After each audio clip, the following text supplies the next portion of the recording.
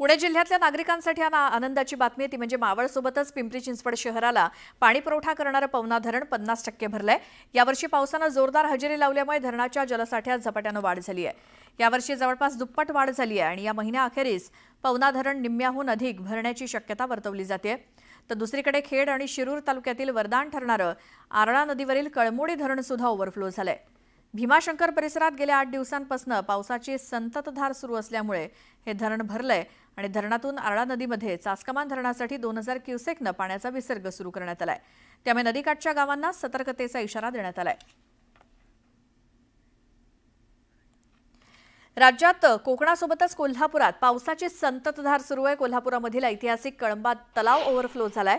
यावर्षी उन्हाळ्यात आटलेल्या तलावाच्या सांडव्यावरनं पाणी वाहण्यास सुरुवात झाली आहे।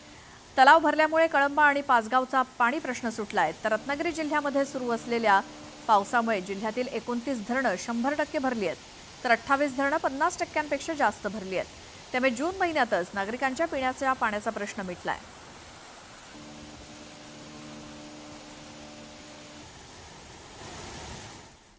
देशामध्ये आणीबाणी लागू करण्याच्या निर्णयाला आज 50 वर्ष पूर्ण झाली आहेत। 25 जून 1975 साली देशामध्ये आणीबाणी लागू करण्यात आली होती। पंतप्रधान मोदींनी आणीबाणी हा लोकशाहीतला एक काळा इतिहास असल्याचं म्हणत टीका केली। यावेळी मोदींनी आणीबाणी दरम्यान आलेले अनुभव सांगितले। मोदींनी इमर्जन्सी डायरीज नावाच्या पुस्तकाचा देखील उल्लेख केला, ज्यामध्ये त्यांना आलेले अनुभव मांडले गेलेत। मोदींनी सोशल मीडियावरती याबाबतची पोस्ट लिहिली आहे। यावेळी ते संघाचे युवा प्रचारक होते।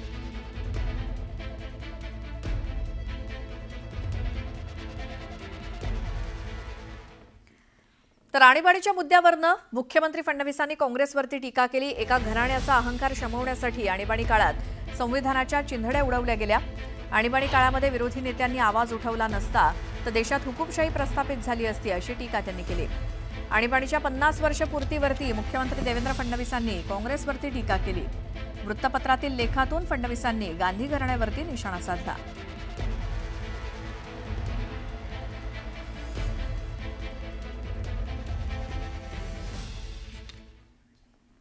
केंद्रीय गृहमंत्री अमित शहा यांनी देखील आणीबाणीच्या मुद्द्यावरून काँग्रेसवरती टीका केली। 25 जून हा संविधानाच्या हत्येचा दिवस म्हणून साजरा करण्याचं आवाहन त्यांनी केलं। आपातकाल क्या था, इसकी व्याख्या कोई एक वाक्य में नहीं हो सकती। मैंने बहुत सोच विचार कर प्रयास किया। मैं मानता हूं ये संपूर्ण नहीं है, परंतु एक मल्टी पार्टी डेमोक्रेसी मूल स्वभाव जिस देश का लोकतांत्रिक है, ये लोकतांत्रिक देश के स्वभावगत लोकतांत्रिक देश की मल्टी पार्टी डेमोक्रेसी को व्यक्ति के तानाशाही में बदलने का षड्यंत्र का नाम है आपातकाल, जिसका उस वक्त अनेक लोगों ने पुरजोर विरोध किया, व्यक्तिगत नुकसान उठाकर भी विरोध किया।